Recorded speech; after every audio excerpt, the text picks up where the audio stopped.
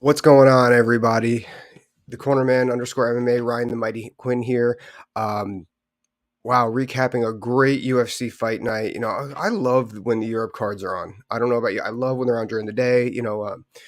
I got my laptop set off for baseball, unless the Yankees are playing the Red Sox, and then I have um, the TV on the patio. I got to send a picture of my setup when I do that for the UFCs. Love it. And this main event was amazing. Two fan favorites.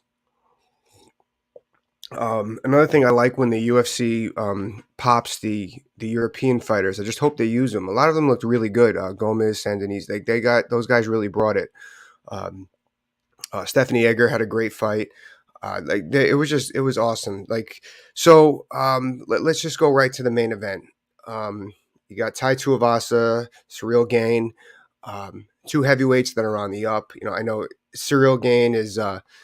Like him and I was gonna say him and Robert Whitaker, but Robert Whitaker, we could talk about him too. Him, Kobe Covington, Ciryl Gane are kind of those gatekeepers to the title shot, so to speak, right now. Um, Maybe we'll do a piece on them later, but there was just so much to take away from all of that. Robert Whitaker looks really good. He did what he had to do to beat Marvin Vettori. He knows how to score points, that's for sure. I feel like he used to be a little more devastating of a fighter, but he's winning. Um, I don't know who's next for Robert Whitaker. That's going to be interesting. Um, but we focused this around the scoring, and there was a lot to score. Scoring mixed martial arts criteria, and there was a lot to score with the main event there. Obviously for obvious reasons too. I know we like to break stuff down here. Now, there was a lot of damage and dominance alike in that first. But remember, it's a damage game. I think there was a lot of damage to focus on, as there usually is with heavyweights. Ciryl Gane's such an interesting fighter. He really does. Like, he reminds me of like an Evander Holyfield. Like, he has that light heavyweight fluidity to him at the heavyweight division. He could really move really well. He and he didn't do. I was wondering how he was going to play this game going against Tai Tuivasa. Tai is not somebody you can come forward against. He's so dangerous, so deceivingly athletic. So quick. Clearly, he's tough as nails, and you can't come forward on him like you usually see the heavyweights do. Um, a la Derek Lewis. Derek tried to knock him out like he knocks everybody out, and Tai, he has crazy angles and stuff. Ciryl didn't bite into that game, as we saw with the body shots. Now that was the obvious damage, the knockdowns, the power punches that were landed on both fighters. Tai did a great job too. Obviously, he dropped Ciryl Gane. No one's ever done that before. He timed his. He was very he came forward, but he was also very precise. He was very calculative with doing that. He didn't just rush forward against the dangerous fighter in Ciryl Gane.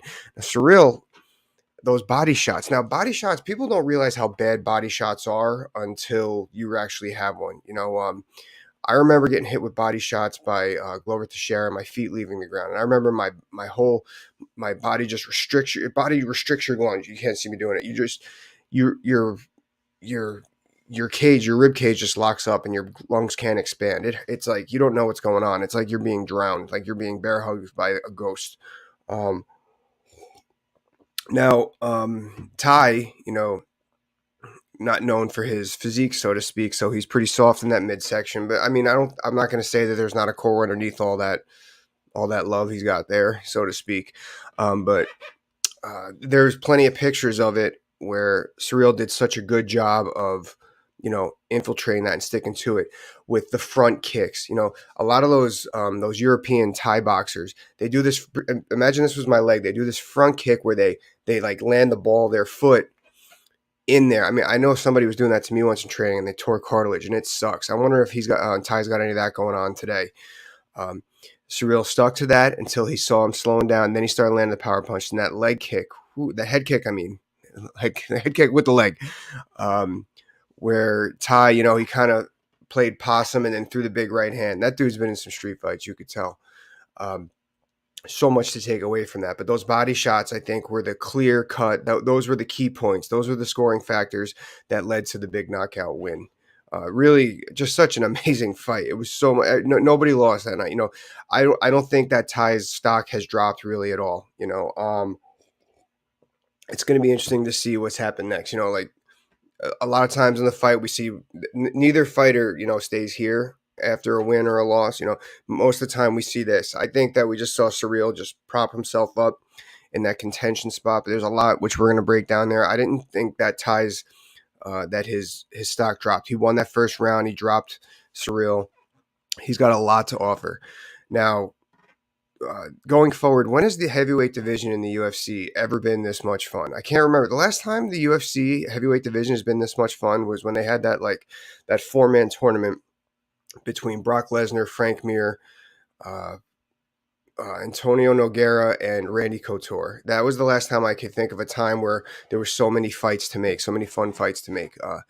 I remember it wasn't officially a 4-man tournament, but it was the interim belt between Frank Mir and Antonio Nogueira, and then it was the title fight between Brock Lesnar and Randy Couture. Winners fight each other. Brock ended up winning, unifying the belts. And then Randy and Nogueira fought in what would be like a consolation bracket. So that was the last time I could remember the heavyweight division being so much fun. And now with these two to start off, and then we have Stipe and John are going to fight John Jones. John coming up to heavyweight division. We're going to see what happens with that. Francis is there. He'll get back in eventually. Francis is around. I truly believe that Francis Ngannou will fight in the UFC again.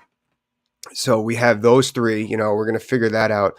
And then you have, Ciryl Gane on the way up, who could fight any of those guys. I think Ciryl Gane is the one fighter that could beat every one of those. MMA is the ultimate game of rock, paper, scissors. I think there is some matchups there where one guy could beat one but lose to the other and go. I think that Ciryl Gane is the one fighter in that mix that could beat every one of those guys. I truly believe that. Ngannou, Stipe, and John Jones. There's a couple fighters that I'm not thinking of that are on a win here. I can't think off the top of my head. I'm trying not to rely on the rankings too much, but there's a lot of good heavyweights coming up. Now, coming off of losses, you got Derek Lewis and now Tai Tuivasa. You won't see them fight again probably, but those guys could be in exciting fights with any of those. There's just so much to do with the heavyweight division right now. It's a lot of fun. And let's face it, everyone loves seeing the heavyweights rock 'em, sock 'em. So the UFC's got a lot to do there. So let's circle back a little bit with the scoring criteria. Now, we saw the damage. Where was the damage made? The body shots. Ciryl Gane knew not to come forward on him. He scored. Those are damaging. Those are scoring. Those would, if they didn't do the damage, so to speak, that would technically be dominance. He outstruck. But anyway, this was a damage fight. We saw the damage being landed, the mixed martial arts scoring criteria, and we got a lot to learn from that. We got a lot to take away. So much fun. There's so many fighters. I'm really getting mad that I can't think of somebody. Oh, Rosenstruik still in the mix. There's so many guys there with this UFC division. Anyway, that's what I got, guys. We got a lot going on coming up this week. I'm interviewing Mike Brown. I want to talk about what he thinks about MMA judges scoring criteria. I'm going to ask him what the worst fight decision that hasn't gone his way as a coach was. I have a good idea what it was, but I'll save for the video. And then we're going to go over the third tier of I'm surprised. So the damage video got pretty good numbers on the clicks. It's a damage game. Maybe it was the thumbnail. I'm not good at this thumbnail stuff yet, guys. You got to bear with me. But then on top of that, I did the duration video. Now that's the next tier down from scoring. Remember, I did that video about scoring. That's the next tier down. That's the next tiebreaker's duration. Or dominance. I'm sorry. The next one down is dominance. Dominance. And that's what I meant. Dominance, who dominated the round outside of scoring the damage. Now, the next tier down is duration, and I know that's not like a cool word. It's not a sexy word, so to speak, but that's the next tier down on the scoring. We're going to go over a video with that later this week. Still trying to hit up some commission heads. I've been in touch with Andy Foster and Mike Mazzulli. I'm trying not to get them on again. They're very, they're busy people as well. They're all busy, but I want to speak with different commission leads from different states because there is different interpretations of the rules. I'm sure of that. But anyway, that's what I got, guys. Please like, subscribe, and share. I always forget to do that. Thank you so much. Bye-bye.